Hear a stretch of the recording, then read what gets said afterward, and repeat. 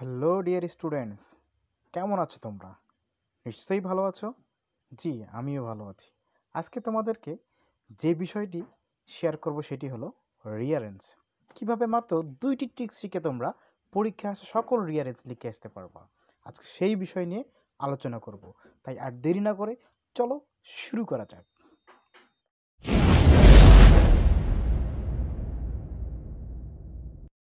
তো at first আমরা rearrange শব্দের অর্থ জানি যে রিঅ্যারেঞ্জ পুনরায় সাজিয়ে লেখা।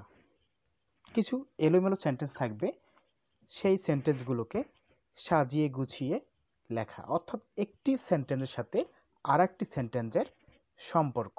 সেই সেন্টেন্সগুলোকে যদি আমরা কি সম্পর্কের ভিত্তিতে একটির পর আরেকটি সেন্টেন্সকে সাজিয়ে আমরা একটা পূর্ণাঙ্গ একটা প্যাসেজ একটা স্টোরি আকারে আমরা সেটা লিখব, সেটি হচ্ছে রিয়ারেঞ্জ। এই রিয়ারেঞ্জে আমরা পরীক্ষায় যে কোশ্চেনগুলো দেখে থাকি সেই রিয়ারেঞ্জগুলো আসলে দুইভাবে পরীক্ষায় বেশি আসে। সেটি হচ্ছে পার্সন বেসড অর্থাৎ ব্যক্তিকেন্দ্রিক, আর দ্বিতীয়টা হচ্ছে ডেসক্রিপশন বেসড, সেটা হচ্ছে বর্ণনামূলক ভিত্তিক। তো বেশি বেশি বেশি যে রিয়ারেঞ্জগুলো দেখা যায় সেগুলো হচ্ছে ব্যক্তিকেন্দ্রিক রিয়ারেঞ্জ, অর্থাৎ পার্সোনালি যে ব্যক্তিকেন্দ্রিক থাকে সেগুলো হচ্ছে যেমন মাইকেল মধুসূদন দত্ত আছে, রবীন্দ্রনাথ ঠাকুর আছে, বেগম রোকেয়া আছে, কাজী নজরুল ইসলাম আছে, রবার্ট ব্রুস আছে। এগুলো হচ্ছে ব্যক্তিকেন্দ্রিক।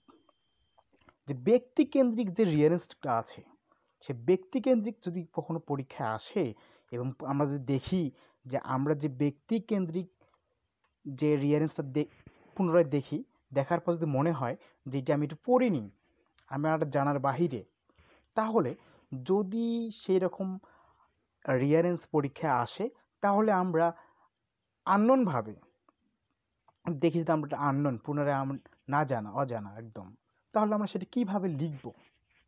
তো লেখার কিছু ট্রিক্স রয়েছে, আমি 2টি ট্রিক্স পূর্বেই বলেছি যে আমি 2টি ট্রিক্স শেয়ার করব। প্রথমত শেয়ার করব হচ্ছে পার্সন বেসড অর্থাৎ ব্যক্তিকেন্দ্রিক ট্রিক্সটি। তো পরীক্ষায় আমি দেখলাম যে আসলে আমার কমন আসলো না, তাহলে আমি যেভাবে লিখবো, তো প্রথম যে কাজটা হবে যে পুরো রিয়ারেঞ্জ যে কয়টি সেন্টেন্স থাকবে সেই কয়টি সেন্টেন্স অর্থ সহকারে আমাকে পড়ে নিতে হবে এবং তার অর্থ আমাকে পূর্ণাঙ্গভাবে বুঝতে হবে। বোঝার পরে আমি যেভাবে সাজাবো সেই রিয়ারেঞ্জগুলো, সেই সেন্টেন্সগুলোকে আমি যেভাবে সাজাবো, তার মধ্যে প্রথম যে সেন্টেন্স লিখবো সেটি হচ্ছে নেম অথবা টাইটেল, নাম অথবা উপাধি। নাম অথবা উপাধি যে থাকে সেটা আমরা প্রথমেই লিখব। তো বেসিক্যালি যে নাম এবং উপাধিগুলো নাউন ফ্রেজও হতে পারে এবং অ্যাডজেক্টিভও হতে পারে। 2 নম্বর যেটা লিখবো আমরা সেটা হচ্ছে বার্থ এবং পার্সেন্টেজ, অর্থাৎ যে জন্ম পরিচয় থাকে সেটা আমরা লিখব। তৃতীয়ত লিখবো হচ্ছে প্রফেশন এবং প্রফেশন, পেশা অথবা ম্যারেজ।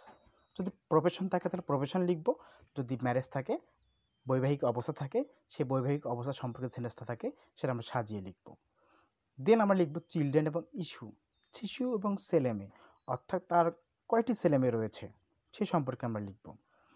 দেন লিখব এক্সট্রা অর্ডিনারি ডেট, অসাধারণ কাজ।